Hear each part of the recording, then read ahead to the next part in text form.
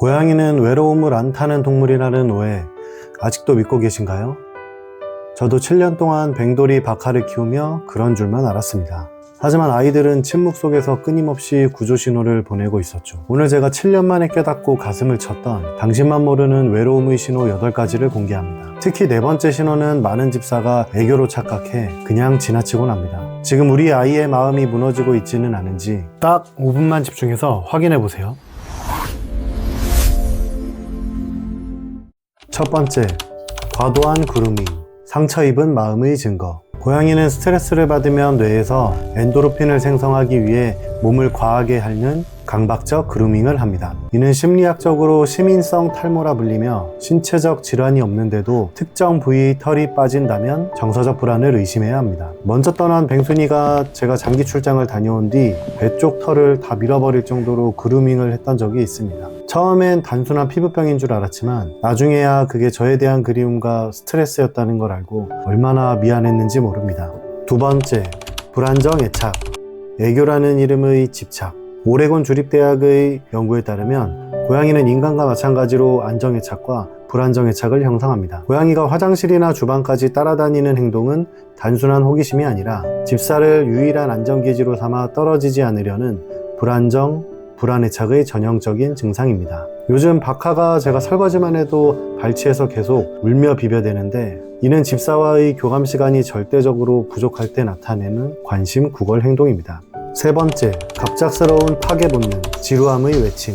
사냥 본능이 해소되지 않고 지루함이 극에 달하면 고양이는 에너지를 억지로 배출하기 위해 가구나 벽지를 뜯는 파괴적인 행동을 합니다. 이는 고양이가 집사에게 나 지금 너무 심심하고 답답해 라고 보내는 가장 강력한 무력 시위입니다. 퇴근하고 왔을 때 집안이 난장판이 되어 있다면 혼내기 전에 오늘 아이와 충분히 놀아주었는지 먼저 돌아봐야 합니다. 뱅돌이도 사냥놀이를 걸은 날엔 어김없이 신발장을 뒤집어 놓곤 하거든요. 네 번째, 수다쟁이가 된 고양이. 인간에게만 보내는 신호.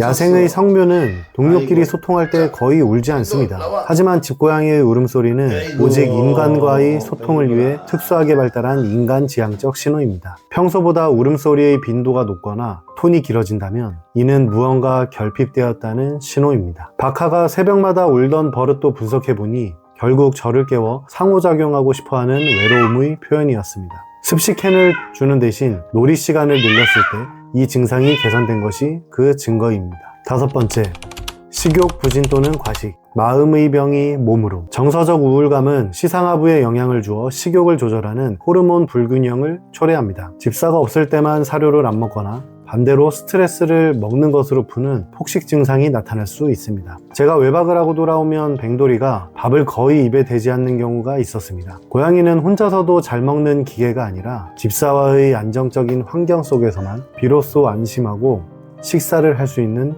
섬세한 동물입니다. 여섯 번째, 무기력함과 과도한 수면, 잠 속에 숨는 외로움.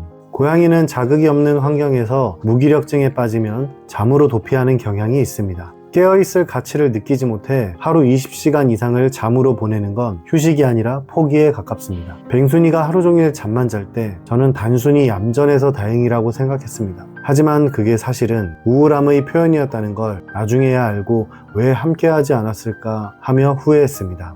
일곱 번째, 구석으로 숨는 행동, 세상으로부터의 고립. 불안감이 극에 달한 고양이는 자신의 존재를 숨겨 위협으로부터 보호받으려 합니다. 구석이나 숨숨집에서 7시간 이상 나오지 않는 행동은 영역 전체에 대한 안전 확인을 집사에게 의존하고 있다는 증거입니다. 가끔 바카가 숨숨집에서 반나절 넘게 나오지 않을 때가 있어요. 이름을 불러도 대답도 없고 마치 집안에 고양이가 없는 것 같은 적막함이 느껴지죠. 고양이가 숨어서 나오지 않을 때 억지로 끌어내지 마세요. 부드러운 목소리로 이름을 불러주며 집사가 곁에 있다는 안정감을 서서히 회복시켜줘야 합니다.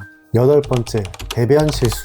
가장 처절한 마지막 신호. 고양이가 복수하려고 침대에 오줌을 싼다는 건 인간 중심적인 오해입니다. 고양이는 복수하지 않습니다. 대신 자신의 냄새와 집사의 냄새가 가장 강한 곳을 섞어 심리적 안정감을 찾으려는 필사적인 위로의 행동입니다. 뱅순이가 제 베개에 실수를 했던 날, 그건 저를 골탕 먹이려 한 게 아니라 저와 한시라도 연결되고 싶어 했던 아이의 처절한 고백이었습니다. 마무리. 지금 우리 아이를 안아주세요. 말 못하는 고양이는 온몸으로 우리에게 말을 겁니다. 나 지금 너무 외로워. 나 좀 봐줘. 라고 말이죠.